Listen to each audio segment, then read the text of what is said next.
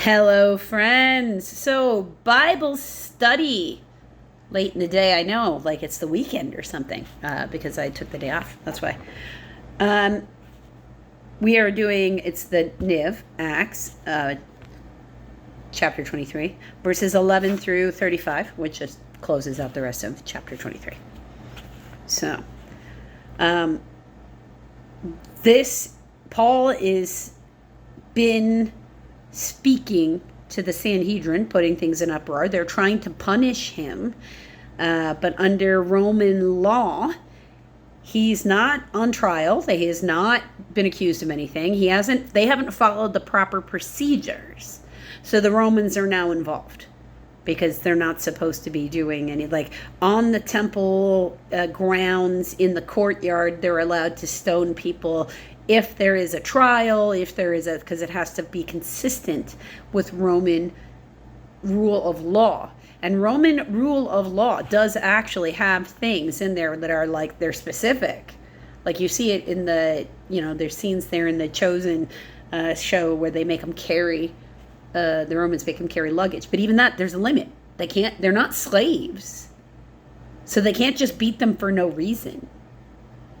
Their jurisdictions, they were born in a jurisdiction that was under Roman law while they were born there. They're Roman citizens according to how Rome works. Because if they just made everybody slaves, we'd be constantly having rebellions. And they're trying to make a nation.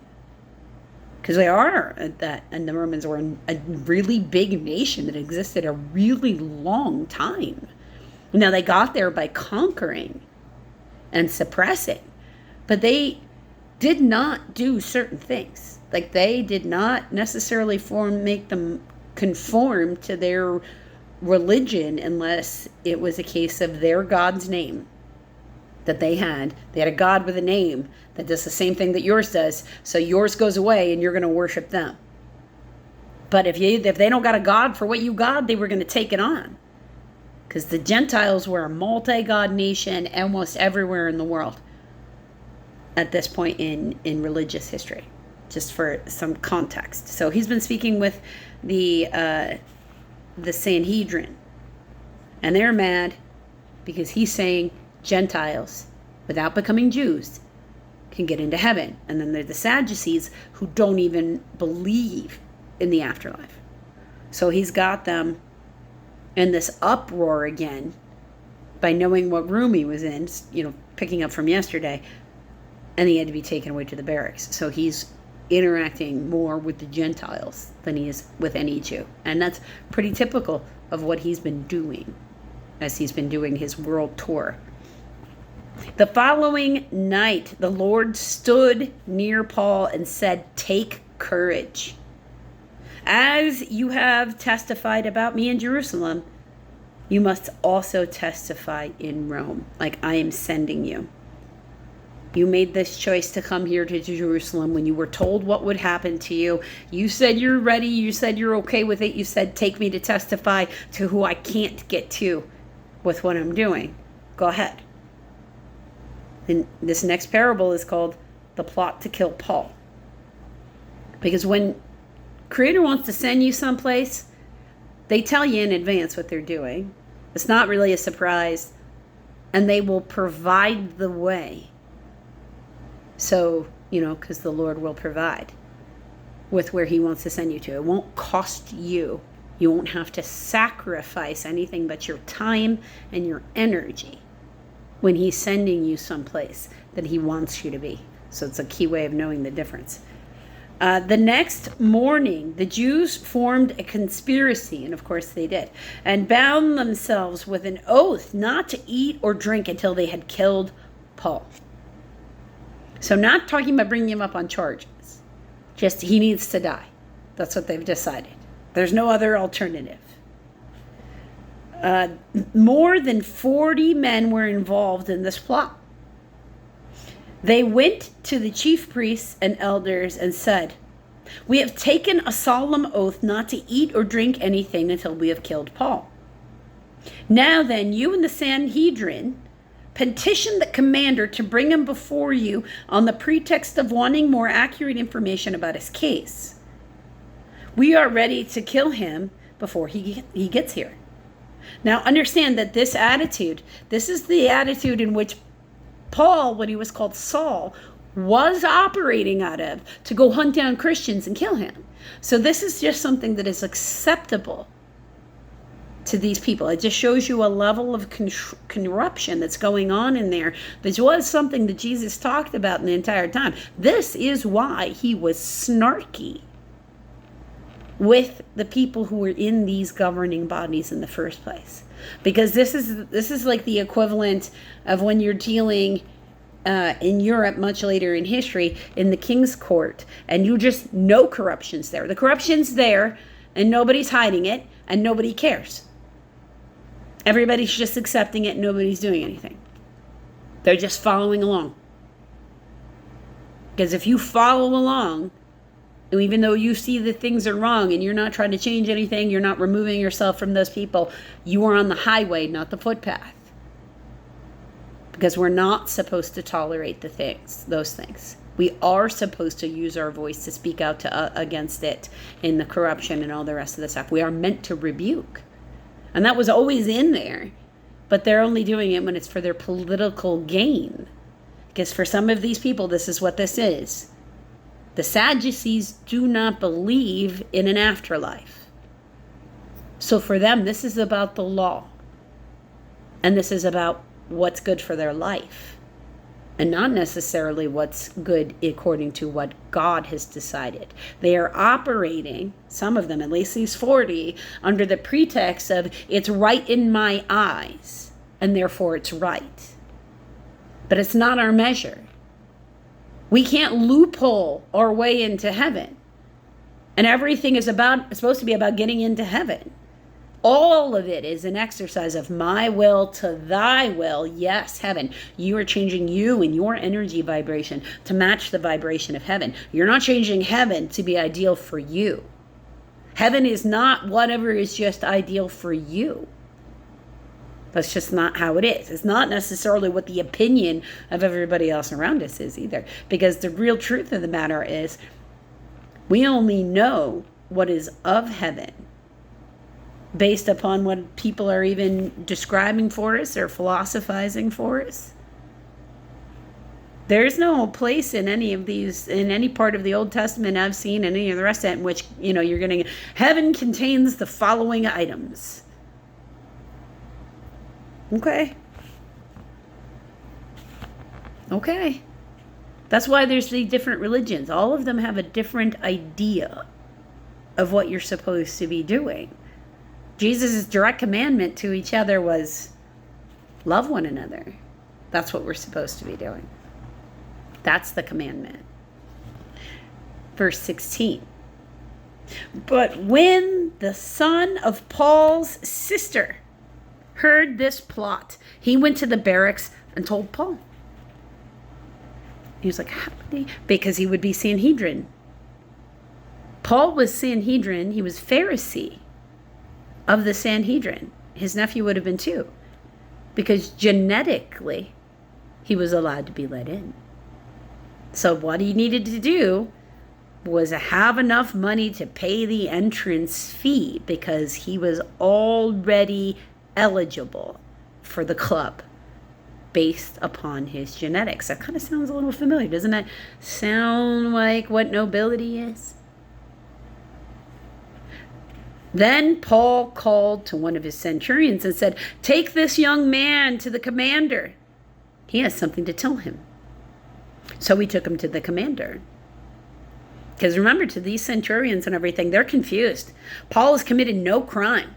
They have no right to take any physical action against him. As far as they can tell, he needs protecting from these other people who are acting unlawful when they are the keepers of their own culture's laws, that are plotting murder openly, as if it's not a problem. The centurion said, "Paul, the prisoner, sent for me and asked me to bring this young man to you because he has something to tell you." Which this part here is, this isn't even uncommon in the Roman culture. They said the citizens do this all over the place. When you see something, say something. These are the police for their era. The commander took this young man by the hand, drew him aside, and asked, "What is it that you want to tell me?" He said, "The Jews have agreed to ask you to bring Paul before the Sanhedrin tomorrow on the pretext of wanting more accurate information about him. Don't give in to them, because more than 40 of them are waiting in ambush for him. They have taken an oath not to eat or drink anything until they have killed him. They are ready now, waiting for your consent to their request." The commander dismissed the young man and cautioned him, "Don't tell anyone that you have reported this to me," just like any police officer would, right? Paul transferred to Caesarea. So now this commander needs to decide what to do. This is getting beyond him, above his head. Verse 23. Then he called 2 of his centurions and ordered them, "Get ready a detachment of 200 soldiers, 70 horsemen, and 200 spearmen. Go to Caesarea at 9 tonight. Provide mounts for Paul, so that he may be taken safely to Governor Felix." He wrote a letter as follows: "Claudius Lysias," that would be the governor, "to his excellency, Governor Felix, greetings. This man was seized by the Jews, and they were about to kill him. But I came with my troops and rescued him, for I learned that he is a Roman citizen," which means he has certain protections under the law. Their actions are illegal. "I wanted to know what they were accusing him. So I brought him to their Sanhedrin. I found the accusations had to do with questions about their law, but there was no charge against him that deserved death or imprisonment. So when I was informed of a plot to be carried out against the man, I sent him to you at once. I also ordered his accusers to present to you their case against him." So the soldiers, carrying out their orders, took Paul with them during the night and brought him to Antipatris. The next day, they let the cavalry go on with him while they returned to their barracks. When the cavalry arrived in Caesarea, they delivered the letter to the governor and handed Paul over to him. The governor read the letter and asked what province he was from. Learning that he was from Sicilia, he said, "I will hear your case when your accusers get here." And then he ordered Paul to be kept under guard at Herod's palace.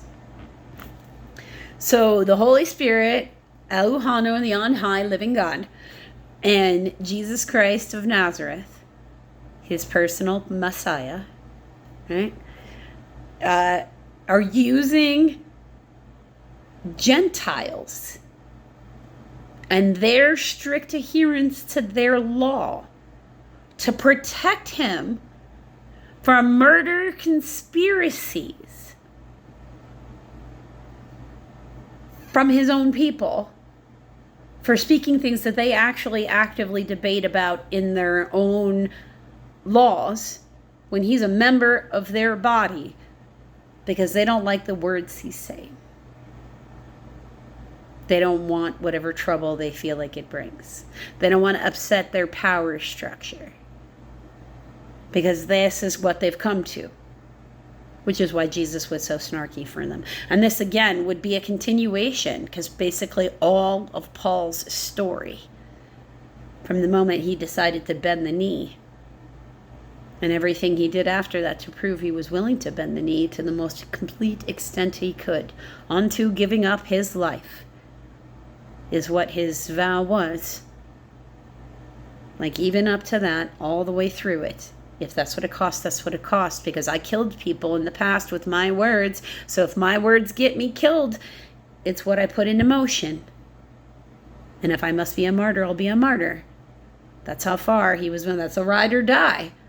That he took his ride or die vow for the on high. Because really, being a Pharisee, he had already taken a vow of ride or die. Because being a Pharisee was supposed to be, I will dedicate every single microsecond of my life to you. Eloheinu on high, the living God. That's what he was supposed to be doing in the first place. That's what every Pharisee is supposed to be doing in the first place. So, this is a giant example of no weapon formed against me shall prosper. And isn't that the truth? He will use every single drop, even though drop isn't the proper form of measurement, of energy he can to save as many people as possible. What he's looking for is people who are willing to slow down, ask questions before they act, and be the best versions of themselves that they can be, with an open heart to anchor the light into the world while giving out love. Are you willing to slow down and love one another? That's the real question. I know that I'm going to. I invite all of you to join me as I bend the knee to him as I do every day.